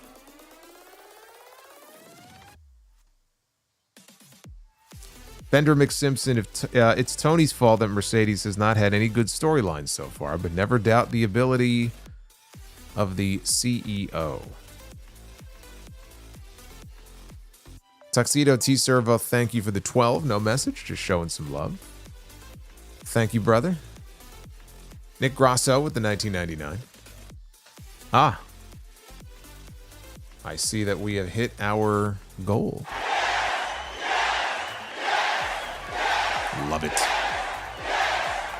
All right. We're getting a double round, man. We're getting a double dose tonight of Be the Booker. That's still to come. Nick Grosso says, I have an NXT question after last night. The new group now being called Dark State and did not attack Trick Williams, and somehow Javon Evans knew they were going to attack. So is either Trick or Javon the mastermind behind this group? I heard there was a bit of a Chaotic finish to the show. I have not seen NXT yet. I am going to watch it. I have not seen it yet, so I cannot comment on that. But I do think that because the group is comprised of PC guys, that there should be some sort of mastermind behind it. Probably makes sense to do that. And Javon Evans is not going to be the mastermind of anything. So if anybody's going to be the mastermind, I can better buy into Trick Williams in that spot, not Javon Evans. I don't see that. Or somebody else entirely. Arabian Night, instead of aligning with the Hurt Syndicate, maybe MJF brings in his boys Hammerstone and Richard Holiday, the Dynasty. Or do you think Hammerstone is NXT bound? If he is, I've heard and read nothing about that. I've heard nothing about Hammerstone and NXT. MJF and the Dynasty, that's an MLW thing for those who don't know. Used to be his boys back in the MLW days. Well, we have a pay-per-view coming up called Dynasty, so if something was going to go down, I mean, that would kind of make sense for it to happen on that show. It's possible. Put it this way, if they are coming in, then I would put them with MJF. Absolutely.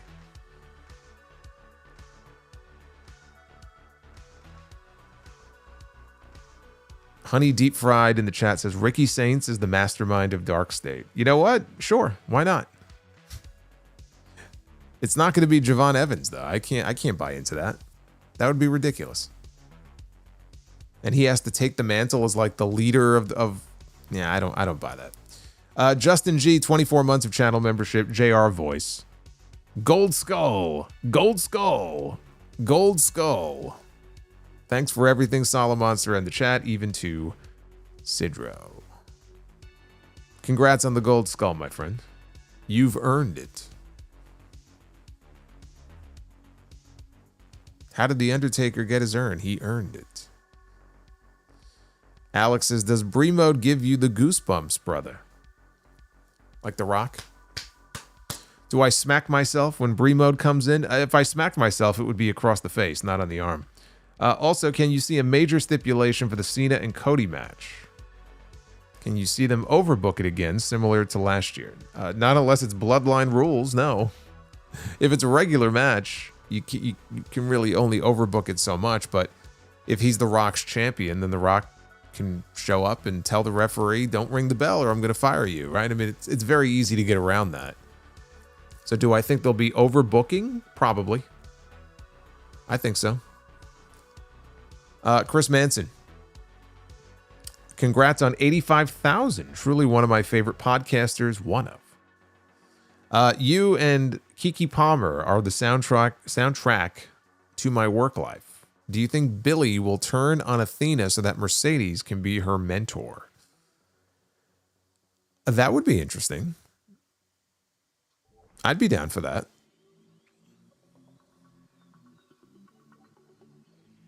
Although Tony Khan, for the first time, actually uttered the name Camille in an interview that he did on YouTube. He was asked about Camille, and he said, well, you know, the last time we saw Camille, she was attacked, and we don't know who attacked her, and so the next time we see her, like, he was talking about her as if she's going to be coming back soon. I don't know if I buy that, but the fact that he actually mentioned her name and kind of answered the question, there might be a sliver of hope that they may not be completely done with her yet. David Thiering, let's celebrate a bonus round of Be the Booker. Absolutely, man. Absolutely. Honey Deep Fried says, try Diet Coke and Mentos together. Yeah, I'm not going to do that. I know exactly what happens when you mix those two. I don't know why, though. I don't know the science behind it. I don't know why it explodes. But you're not getting me with that.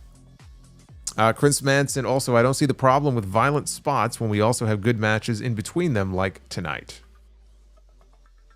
Because some people don't like the violent spots for the sake of violent spots.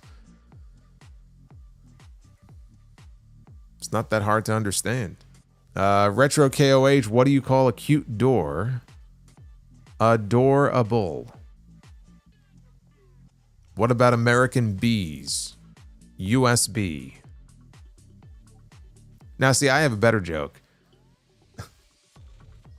What country is next to USA? USB. See, mine was better than yours. Arabian Night, vet like Cardona should be the mastermind of Darkstay. I think Cardona would be a good fit as a heel for NXT. I said that last night on TNT. So I agree with that. I think he could help bring something to the table, I think, in a group like that. And as a heel, I think that he could definitely contribute something there, for sure.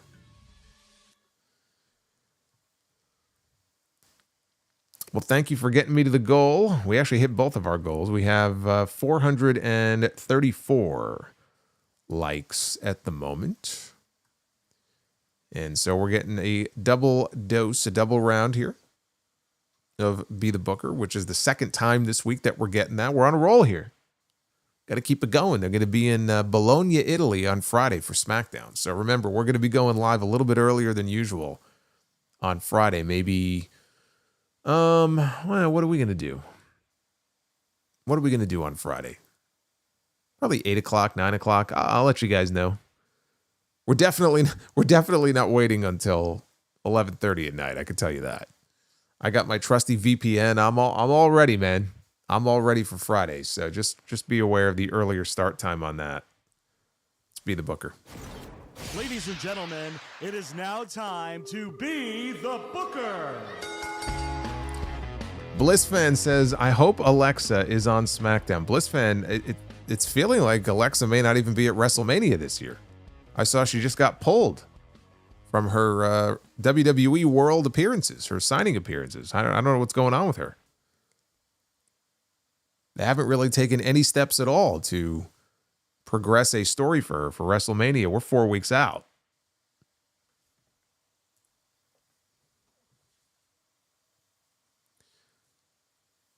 All right, let's book a tag team match and see what the wheel presents to us.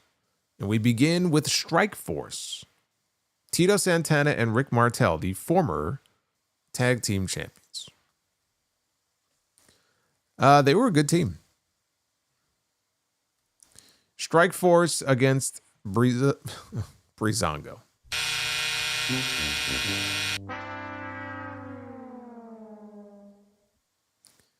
Not how I wanted to start. Good thing we have 2 rounds, though. Women's match. We have Bird Girl spreading her wings. The Intercontinental Champion, Lyra Valkyria. And she will defend that Intercontinental title against the former Women's World Champion, one Rhea Ripley.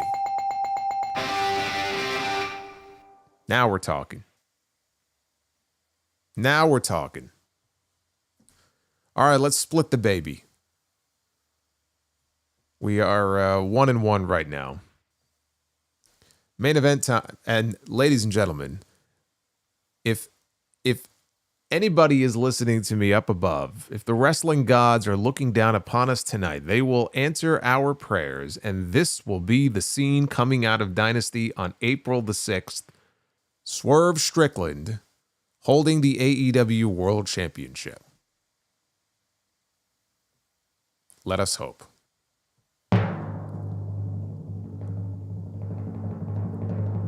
Swerve defending against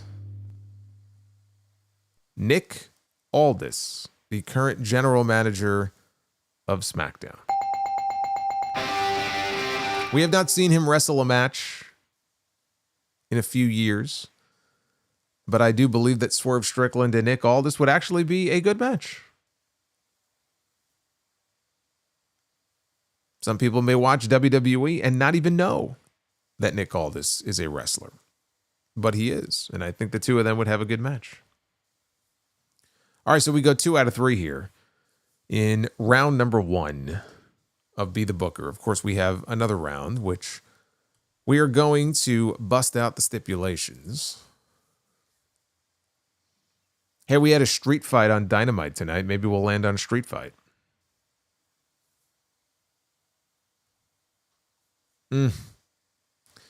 Well, we saw some nasty extreme shit on the show tonight, and we're going to get more of it here because we have a Texas death match.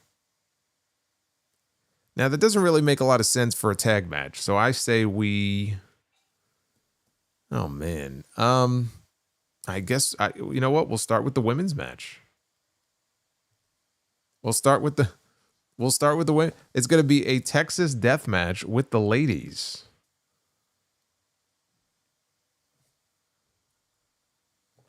And Lita, who, by the way, also celebrating her 25-year anniversary this year with WWE, but they're only acknowledging Trish Stratus. They're acknowledging Trish Stratus' 25-year anniversary, but technically it is also the 25-year anniversary for this woman right here. Lita in a Texas death match against Julia. Not just any Julia, Stardom Julia. And Julia is going to murder this woman. In a Texas death match, my money is on Julia.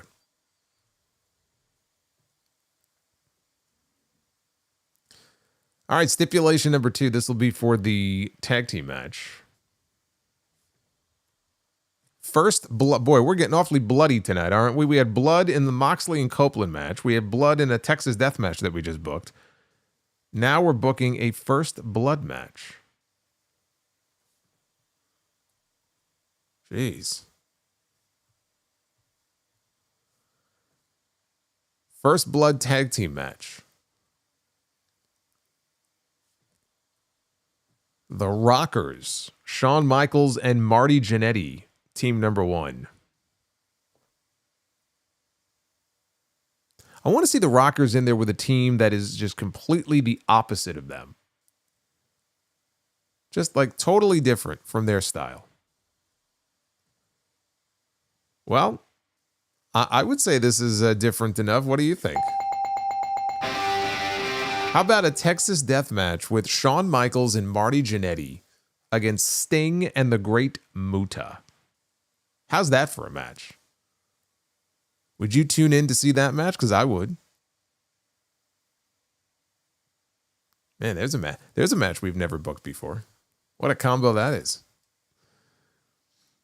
All right, main event. I feel like that could be the main event, honestly. We should have ended on that note.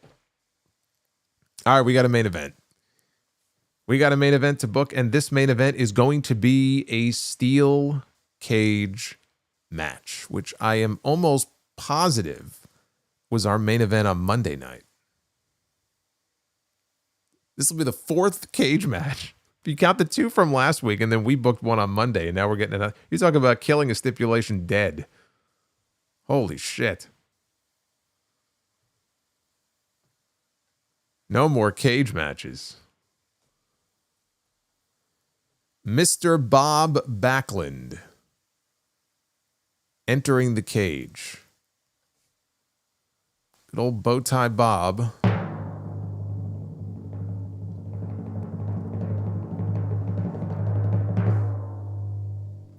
Devil's choice. Keep or replace the man that you just picked. I think we're going to replace him. I think we're going to replace Bob. I mean, all due respect to Mr. Backlund, I think we're going to pick somebody else. So let's start over again here. Oh, look who it is. It is one half of our WrestleMania main event this year. It is the man. It is the American Nightmare. The WWE Champion. Cody Rhodes. I think we've upgraded here.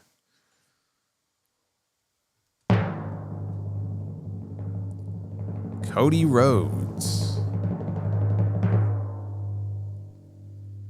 against Mark Briscoe inside a steel cage.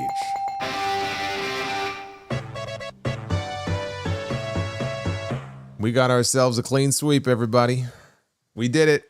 I didn't know if we were going to pull it off, but we did it. Cody Rhodes and Mark Briscoe. You put those two in a cage. I dig that. I'm pretty sure that match has never happened before. I know Cody was on his tour of the Indies years ago, but I don't think Cody and Mark Briscoe is a match that's ever happened. So we got the Sonic jingle. When you hear the Sonic jingle, you know it's a good night.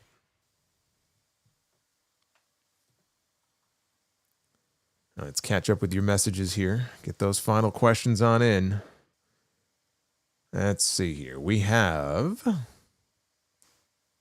honey deep fried chicken. Pick your poison. Watch another Death Riders match or eat Sour Patch candy. Pass the Sour Patches. I used to eat sour straws. It's fine with me. I used to have the cherry. The cherry or strawberry? Strawberry. Sour straws. Arabian Night mentioned vet like Cardona would be the mastermind. Okay, we read that one already. And I am in agreement with you. Dark Effect says, what is a pirate's favorite letter? Everyone knows pirates like the sea. Oh my God. Congrats for 85,000. Let's get you that play button. Wow, the play button's a little out of reach right now. We're working our way up slowly. Alex says, is there a specific reason the Bigelow is not in the Hall of Fame? Same reason that Sid and other people aren't in the Hall of Fame.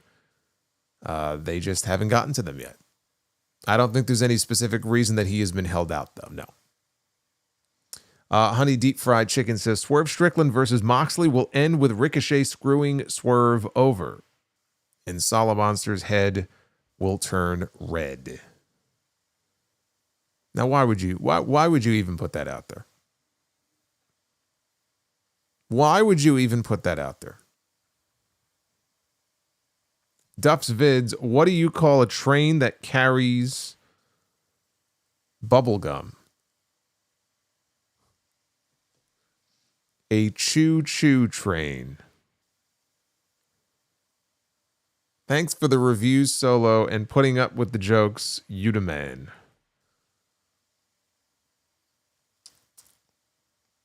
I'm nearing my breaking point. Thank you, Duffs. EJ Slim, why has no one challenged John Cena? Oh, I see. Jon. John Cena Moxley to a first blood match yet? They would win the AEW World title in 5 seconds. That would be smart. A lot of stupid people there, I guess. And Blue Jay says, got my girl into pro wrestling. She has trauma now. Well, if this was her first show, why would you allow this to be her first show? Why would you want that match to be the first thing that she sees as a wrestling fan? I could have told you that was going to be a mistake. Brian Mack, if you had the power to go back in time to prevent the Montreal screw job, would you do it? Yes. I would. And then let the chips fall where they may. I still think Austin goes on to become a big star. I don't think things end up in the end, I don't think they end up being radically different as far as the war and all the really big things that followed eventually. So I know people like to say, well, without the Montreal screw job, we don't get Mr. McMahon. I'm not so sure about that. McMahon ate his first stunner from Steve Austin in September of 97. So they had already established the potential for this anti-authority story with Austin and McMahon even before Vince did what he did to Bret Hart. That just kind of threw, gasoline on the fire. I still feel like for the key stuff, we would have ended up in the same place.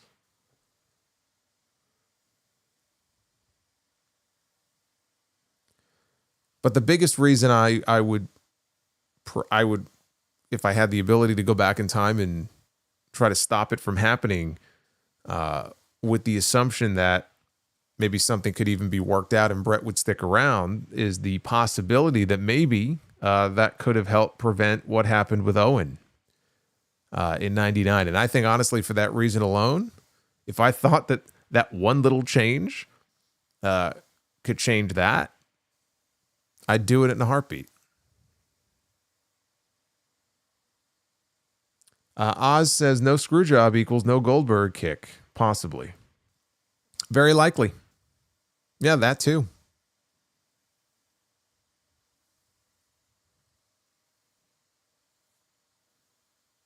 Do Mankind and The Rock still become WWF champion? I mean, if Brett sticks around, yeah. I don't think Brett would have, certainly not in the way that other top stars may have, would have stood in the way of, getting new stars over. He would have wanted to work with them. And I think it would have benefited them for him to work with them. I've always said, like, if Montreal doesn't happen and Brett sticks around like he was supposed to, I don't know what happens with Shawn, because you still got Shawn Michaels. What do you do with him? But I think Brett puts Austin over WrestleMania 14, which he had never done before. I mean, Brett pretty much won all of their matches. I mean, I think Austin won one by DQ or something, but I think 14 would have been the time for Brett to drop the belt to Austin. He would have put Austin over. He would have anointed him. And I don't think Brett would have had an issue working with and in the end putting other people over as well. The Rock, he was close with The Rock. Yeah.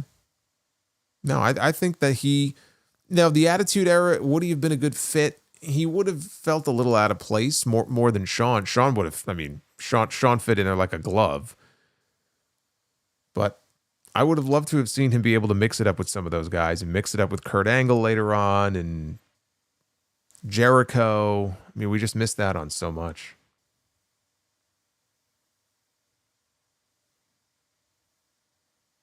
What if Shawn Michaels never hurt his back? Well, then he wouldn't have missed 4 years, but for all we know, he would have been dead. He was that fucked up. Him getting hurt may have been the best thing that ever happened to him, but it's not as if he got hurt and then he turned his life around. He still hadn't hit rock bottom yet. So if he doesn't get hurt, he's still on the road. He's still doing stuff and taking stuff. I don't know. I don't know where things end up with him.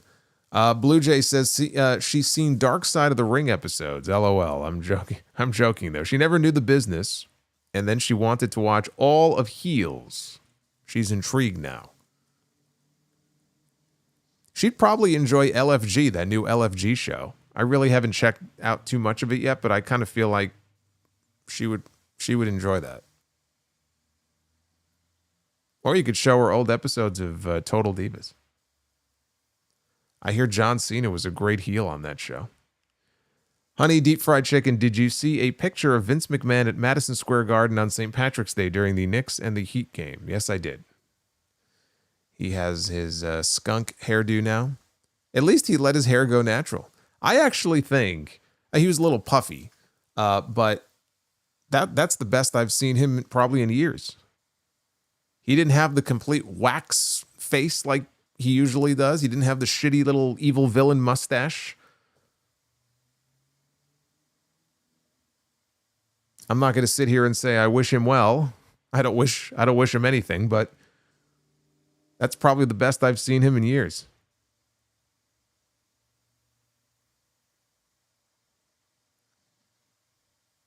I do believe the Knicks won that night, if I'm not mistaken.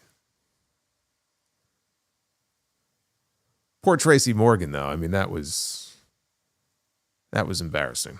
Maybe what happened is Tracy he looked over and saw Vince McMahon in that green suit and then projectile vomited all over the place. See, now it makes sense. He looked over and saw Vince, and that's why he reacted that way.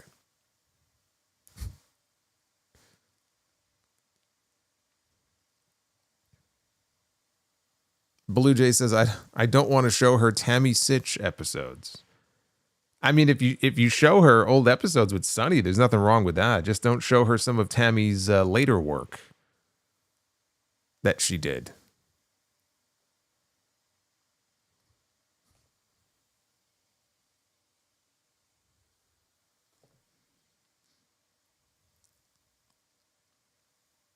He said it was food poisoning. There was a meme going around online. It's so bad. There's a meme going around online of the picture of him throwing up on the court, and then spliced in next to it like is the picture of Vince from Beyond the Mat saying, "He's gonna puke, he's gonna puke." And I'm like, who thinks of these things? Like it's too perfect. But like, who thinks of these things?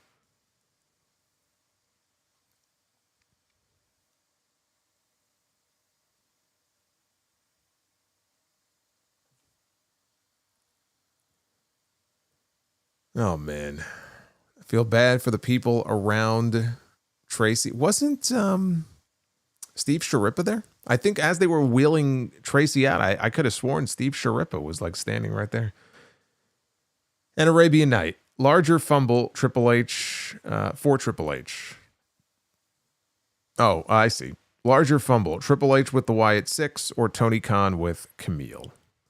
Well, I'm going to go Triple H in the Wyatt 6 because we're talking about like 5 people instead of 1. And they invested far more in the Wyatt 6 in their presentation than Tony Khan ever did with Camille. So I'm going to go larger fumble, Triple H on that front.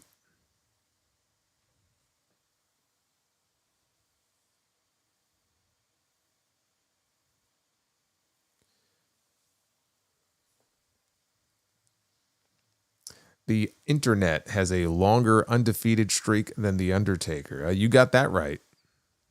The internet is undefeated. Well, I had fun. Thanks for hanging out with me. Thank you for getting me to 85,000 the other day. Onward we go. And on Friday night again, I'm going to be live at least a couple of hours earlier. I'm not sure yet exactly. Probably 9. I think that's what I did last Friday. So I'll keep you guys posted, but definitely going live a little bit earlier. Not immediately after SmackDown airs wherever it's airing, but definitely live a few hours earlier than usual. Hopefully you guys will join me for that show. It's going to be a big show because Roman Reigns is back and CM Punk is on the show. And Seth Rollins has claimed he will also be there. Although who cares about that, right? Everybody's waiting for Roman and Punk to be in the ring at the same time. So that's what we're going to be getting on Friday night, and we'll talk about that. Lightning Wolf, thank you for the 5. I got to ask, what are your thoughts on Chavo Guerrero making his return to TNA this Thursday night? I was not even aware that Chavo Guerrero was making his return to TNA. This is literally the first I'm hearing of it. And I don't really have an opinion one way or the other. That's my honest opinion. But you just broke the news to me. And Base Beerus says Kane Dewey. Don't let Foley hear you. He might cut a promo on you. Be well. Stay safe. Happy March Madness, everyone, according to Honey Deep Fried Chicken. Yes, if you are into March Madness, it's March Madness here on the channel. Got all these international shows.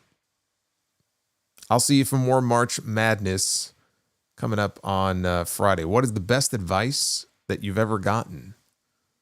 Says the Winston Slip. Do what you love and love what you do. I'll see you guys on Friday night.